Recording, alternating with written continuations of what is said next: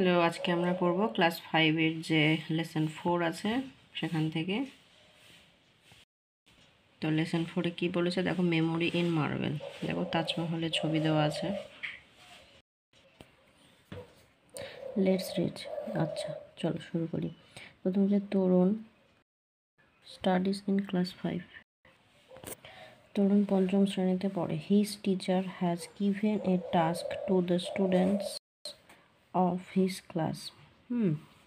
His teacher মানে তার যে শিক্ষক, হ্যাজ গিভেন এ টাস্ক তাকে একটা কাজ দিয়েছেন, to the students of his class. Class 5-এর যে স্টুডেন্টসরা আছে তাদের জন্য হচ্ছে একটি কাজ দিয়েছেন। কি কাজ? He has told them to write a paragraph on the Taj Mahal. He has told them, সে বলেছে যে কি লিখতে হবে, রাইট মানে লেখা, paragraph on the Taj Mahal, Taj Mahal সম্পর্কে তাদের প্যারাগ্রাফ লিখতে বলেছেন। But Tarun does not know much about the Taj Mahal. কিন্তু বাট মানে কিন্তু Tarun does not know much মানে বেশি, অ্যাবাউট মানে প্রায়, দ্য তাজমহল, তাজমহল সম্পর্কে তরুণ বেশি কিছু জানতো না। অনলি নোজ দ্যাট মানে হচ্ছে সে শুধু জানতো, কি জানতো?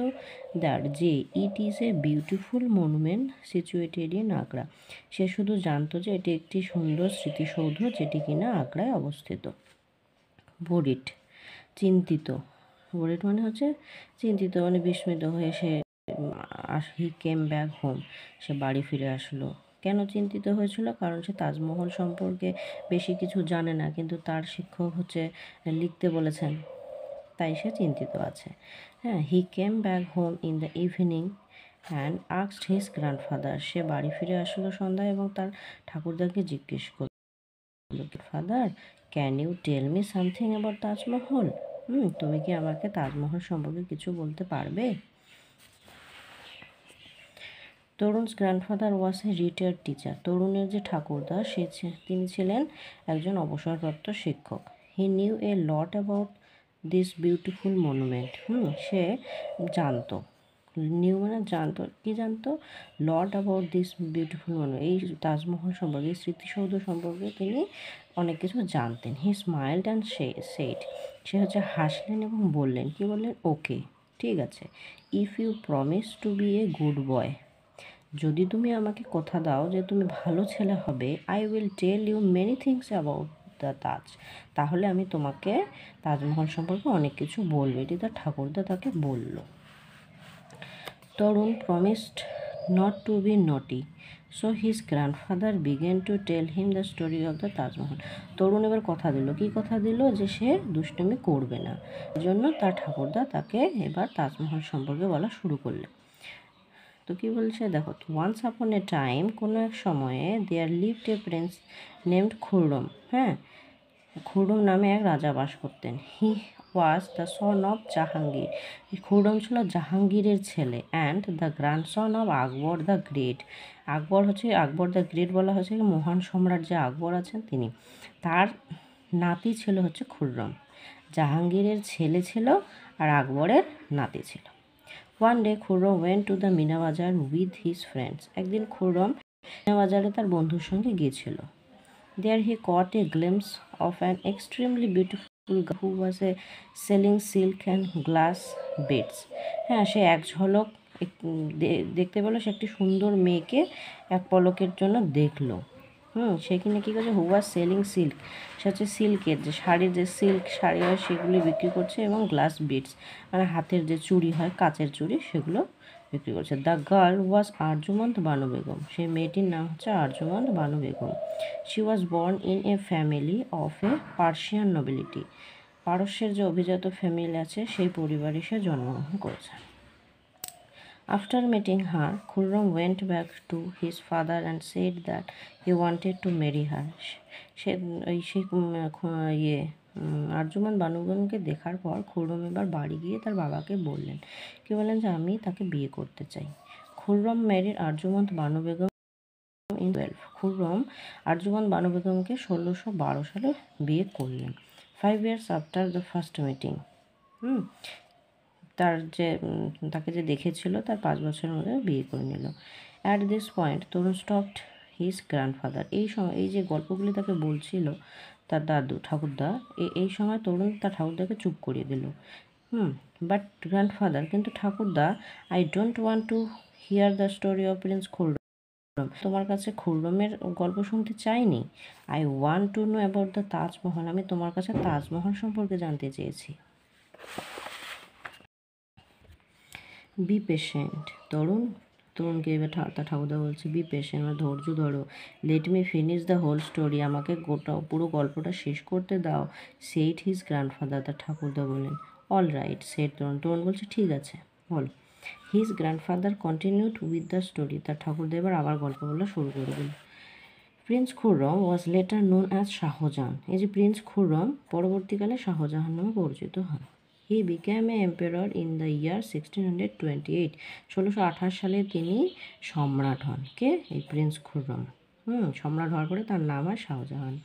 আরজুমান বানু বেগম ওয়াজ লেটার রিনেমড অ্যাট মুমতাজ মহল। আরজুমান বানু বেগম যে ছিলেন তার স্ত্রী, পরে তার নামকরণ করা হয়, নতুন নাম দেওয়া হয় মুমতাজ মহল। But what does the name Mumtaz Mahal mean? Asked তরুণ। তরুণ বলল, এবার মুমতাজ মহল মানে কি?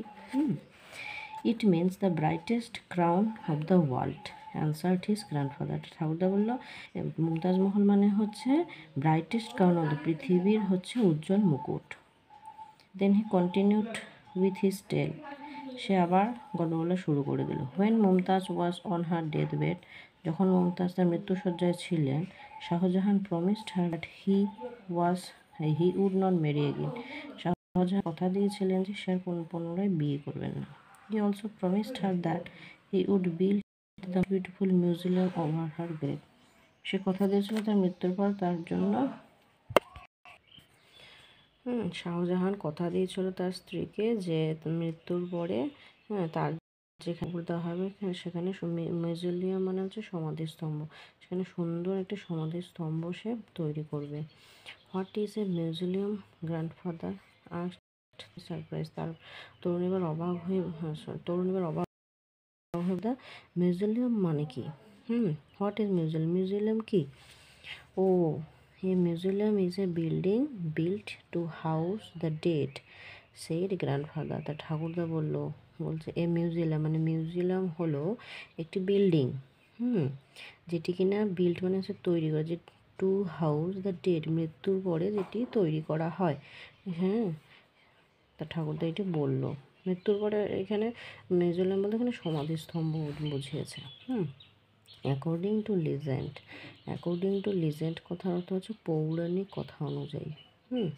Shahjahan was so sad after her death that he ordered the court two mourn for 2 years। Shahjahan এবার সো স্যাড, খুব মানে খুব দুঃখ পেয়েছিলেন তার স্ত্রীর যখন মারা গিয়েছিলেন তখন, এবং মারা যাওয়ার পরে সে অর্ডার মানে সে আদেশ দেয়।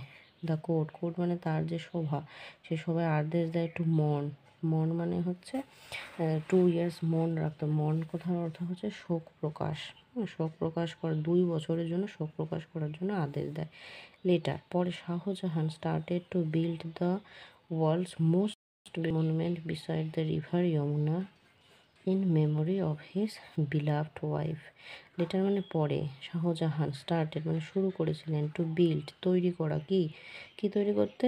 The world most beautiful monument, পৃথিবীর মধ্যে সবচেয়ে সুন্দর স্মৃতিসৌধ, বিসাইড মানে পাশে, রিভার যমুনা নদীর পাশে সেটি তৈরি করার নির্দেশ দেন। ইন মেমোরি কিসের জন্য? তার স্মৃতি, কার স্মৃতিতে? Of his beloved wife, beloved মানে হচ্ছে তার প্রিয় স্ত্রীর জন্য। It took 22 years and 22,000 workers to build the monument. এটি তৈরি করতে 22 বছর সময় লেগেছে, এবং 22,000 শ্রমিকের প্রয়োজন হয়েছে এই স্মৃতিসৌধটি বানানোর জন্য। The Taj Mahal was build entirely out off white marble. সম্পূর্ণভাবে, এন্টায়ারলি মানে হচ্ছে সম্পূর্ণভাবে, এই যে তাজমহল যে তৈরি করা হলো সেটি সম্পূর্ণভাবে সাদা পাথর দিয়ে তৈরি করা হয়েছে। This white marble was ব্রট in from over Asia, যেটি কিনা গোটা এশিয়ার মধ্যে এটি মার্বেল, সেই হোয়াইট মার্বেল এশিয়া থেকে নিয়ে আসা হয়েছিল। হোয়েন শাহজাহান ডাইড ইন 1666, যখন 1666 সালে মারা গেলেন, his body was placed next to the grave of Mumtaz মহল। তার যে কবর, তা মমতাজ মহলের যে কবর রেখেছিল তার পাশে রাখা হলো শাহজাহানের কবর। This magnificent monument came to be known as the Taj Mahal. Magnificent মানে হচ্ছে রাজকীয়, সেই যে রাজকীয় যে স্মৃতিসৌধটি, হ্যাঁ, তার নামই হচ্ছে Taj Mahal. It is now considered to be one among the 7 wonders of the world. পৃথিবীর যে 7টি আশ্চর্যজনক জিনিস আছে তার মধ্যে একটি হচ্ছে Taj Mahal. Grandfather paused for a moment, ঠাকুরদা এবার কিছুক্ষণের জন্য থেমে গেল। Well, I have told you quite a lot today, আজকে তোমাকে আমি অনেক কিছু বললাম। Will this be helpful enough, এটি কি তোমার আমি যে যা তোমাকে বললাম এগুলি কি যথেষ্ট নয়? তার নাতিকে বলল, ও ইয়েস, হ্যাঁ, now I can easily right a paragraph on the Taj Mahal, shed Tarun happily. তরুণ এবার খুশি হয়ে বলল, এবার আমি অবশ্যই এই তাজমহল সম্পর্কে প্যারাগ্রাফ লিখতে পারবো খুব সহজেই।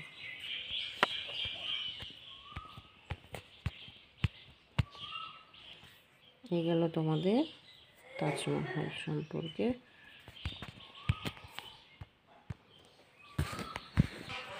পরের ভিডিওতে তোমাদের অ্যাক্টিভিটি নিয়ে আমি আলোচনা করে দেবো। ভিডিওটি যদি তোমাদের উপকৃত মনে হয় অবশ্যই বন্ধুদের সাথে শেয়ার করে দিও এবং সাবস্ক্রাইব করে দিও, এবং তোমরা যারা অলরেডি সাবস্ক্রাইব করে দিয়েছো তাদের অসংখ্য ধন্যবাদ। আজকের মতো এই পর্যন্তই, বাই বাই।